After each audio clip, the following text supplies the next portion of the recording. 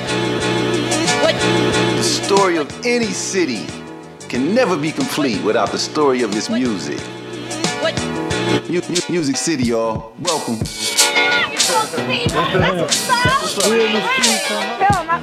My cousin acted that shoe, y'all. That's him.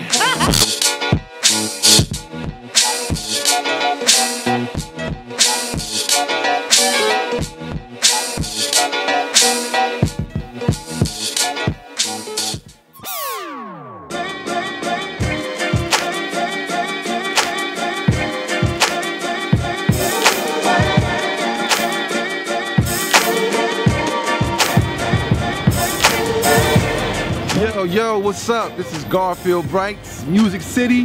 The first episode is here in NYC, New York.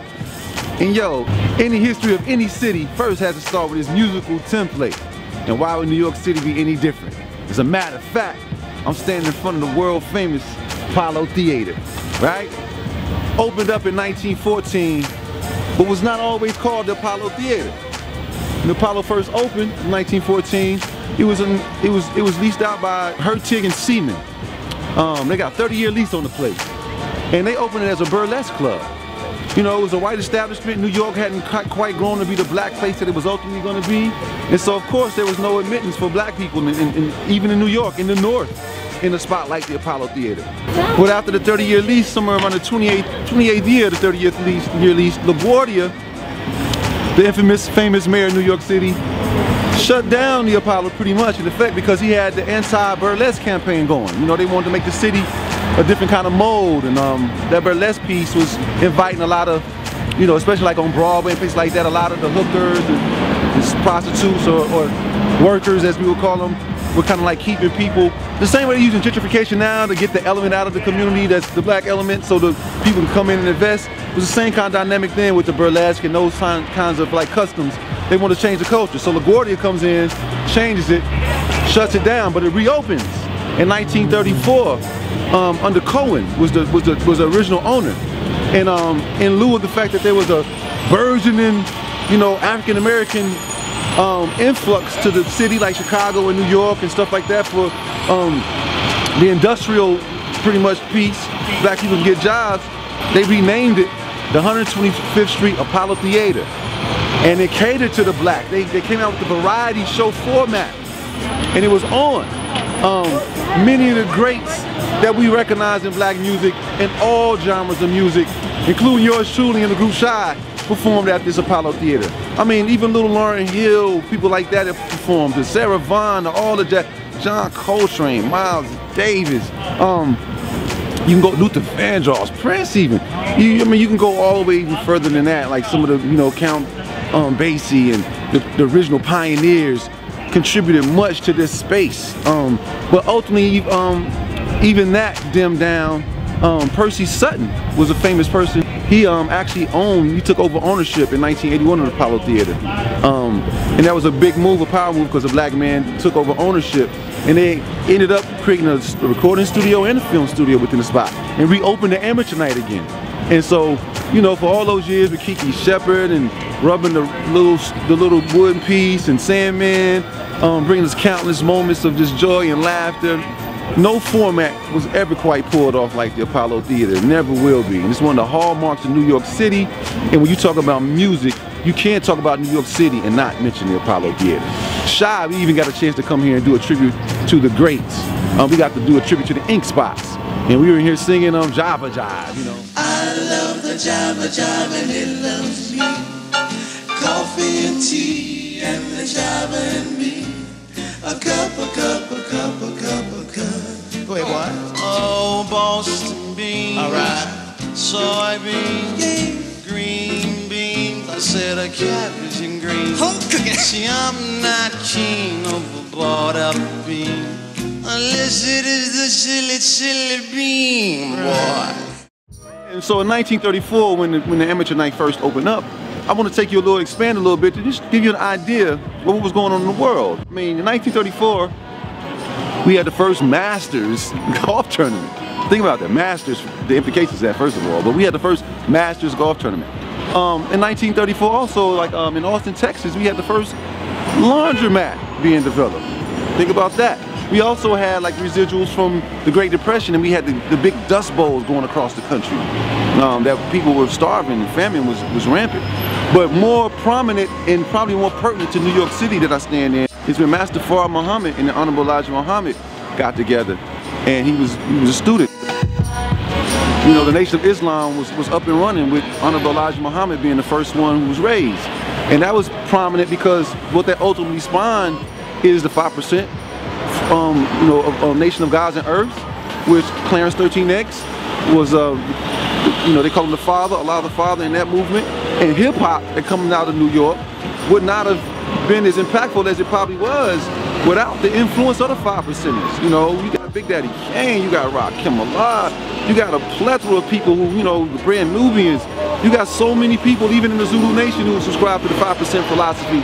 And that style of mentality and that style of MC with the teachings and the consciousness, you know, coming out of New York, you know, created the push and the thrust for the type of early hip hop that we heard, the conscious hip hop. It came out of that mold, and I can't even imagine what hip hop would have been without the Nation, without the Honorable Elijah Muhammad's influence and Master Fard Muhammad's influence through the Clarence 13X piece, tangent of it, through the Wu-Tang Clan and people like that who were 5%, part of the 5% Nation of Islam.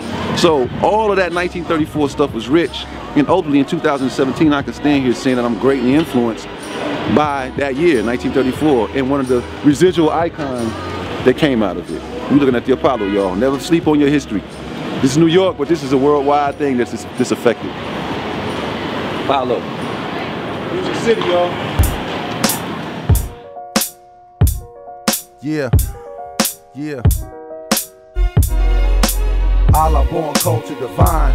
Self-synthesized, what's the thought? Through the pen, through my mind. Yeah. And all good things in due time. Regardless how pitch black the night seemed, the sun still shines. I had to focus with my high beam to decipher life schemes. Life seems tricky, slickly make you die for nice things. Hold up, make you raise your hands, throw your soul up. Not your set, you not ready yet. Nigga, grow up, we dying.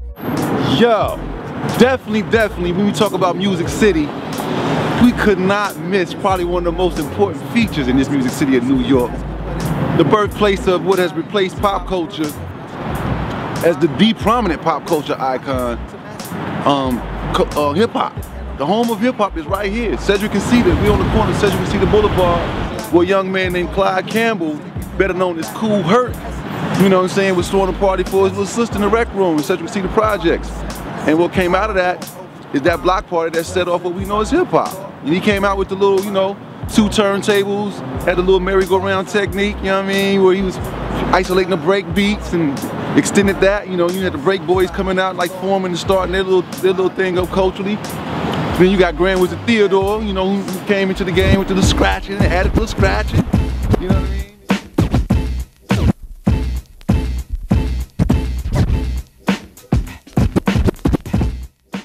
And then, of course, Grandmaster Flash, you know, who just really perfected that, you know, that whole concept of like seamless break beats with the 2 turntables and a fader going between and the backspinning and getting it right on the mark where it was never no deviation. He had a formula for it. And so those techniques, no pun intended with the turntables, but those techniques is what spurred the creative impetus for what we know now that is taking over the world in terms of a cultural form is hip hop.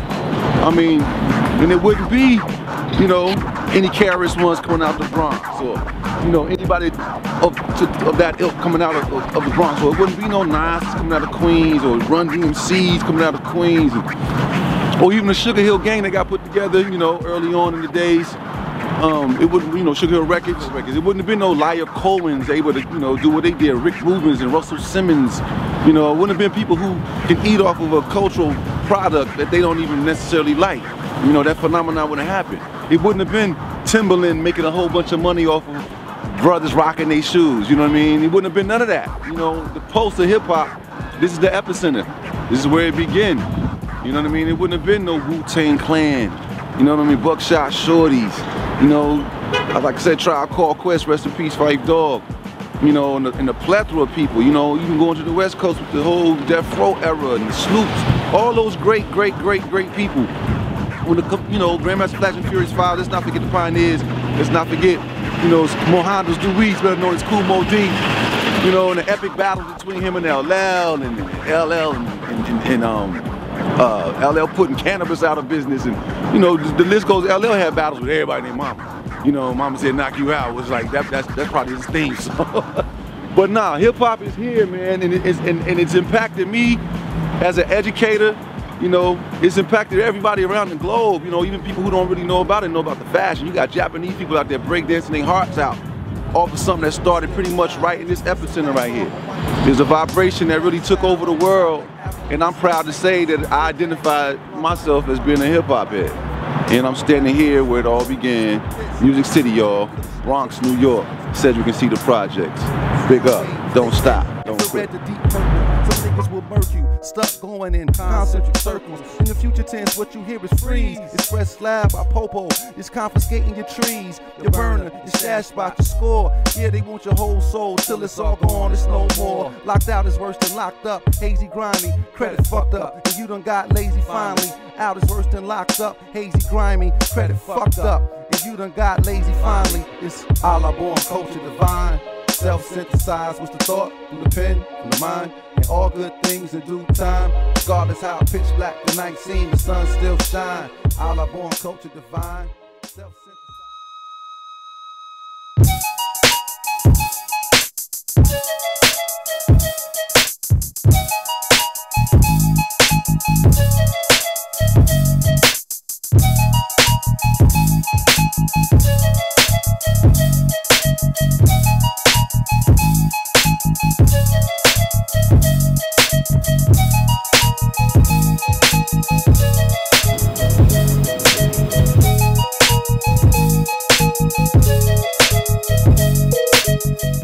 What's up, what's up? Of course, this is your host, Garfield Bright, Music City, NYC edition. And I'm taking you over here to Brooklyn. We in Fort Greene Park. So you know, Brooklyn is definitely prominent in the New York music scene. You got such greats from like, you know, we in Brooklyn, baby. You know what I'm saying? Roy Ayers. You know, beautiful stuff like that. All the way, of course, through, you know, the Biggie Small situation, man. Biggie and Brooklyn go hand in hand like peanut butter and jelly. People remember the BK for that. But Brooklyn is long since in, you know, the jazz scene. I remember times when I would come to New York and just in the borough of Brooklyn, man, it would just be on a nice summer night, like an almost hole in the wall with the dopest jazz tradition ever. You know what I mean? It's just a musical borough. And it's full of greats that I haven't even mentioned, man. But Brooklyn is definitely a contributor to the landscape musically in terms of New York's greatness, NYC. We in Brooklyn right now, Fort Greene. Represent New York music. It's beautiful.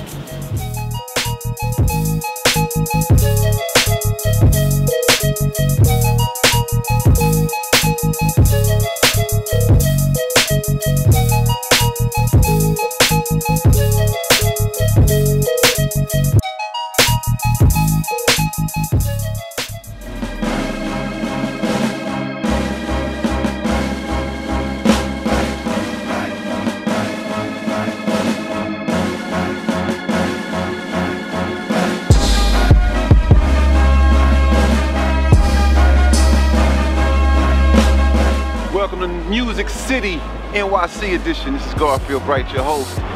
And yo, of course, the story couldn't be told in New York if we didn't visit Broadway, right? The Broadway Theater District. Started in 1750, shut down briefly for the Revolutionary War, opened back up in 1798. This district is historic. I mean, the likes of, you know, well, let's put it like this. When it first opened up in 1798, again, the main things that they did here was blackface, which was a minstrelsy thing. You can get the Pulse of New York during that time, the Al Jolson blackface piece. Burlesque, always a big movement coming out of that old European tradition. And Shakespeare, of course, in the theater. So the Shakespearean thing eventually took over, but the main piece is the musical. The musical is what took off and what sustains Broadway. And you know, the most dominant piece in terms of what they show. And you know, you got black things that have basically made their mark here, like the Wiz has come. You have Othello, you know, who Paul Robeson played Othello. Dream Girls of note. These are a few of note that we've kind of broken through Broadway, done our thing. But don't forget about August Wilson, people like that. Those are very, very, very, you know, you have Denzel out with the August Wilson movie. But let's not forget that he was a playwright. Broadway was his spot too. But so many legendary actors and singers and performers right here. You know, Alvin Ailey, all kind of different people on this Broadway stage down here. You know, so gotta pay homage to Broadway if you're gonna, you know, mention music in New York. Music City, represent. Peace.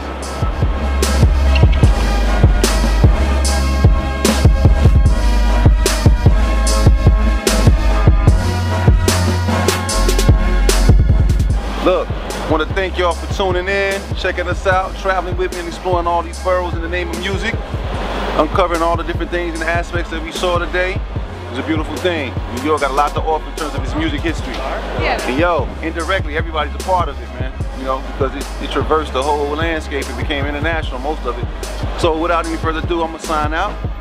Music City, that's what it is. And I'm gonna go enjoy some more of this culture right quick. Peace.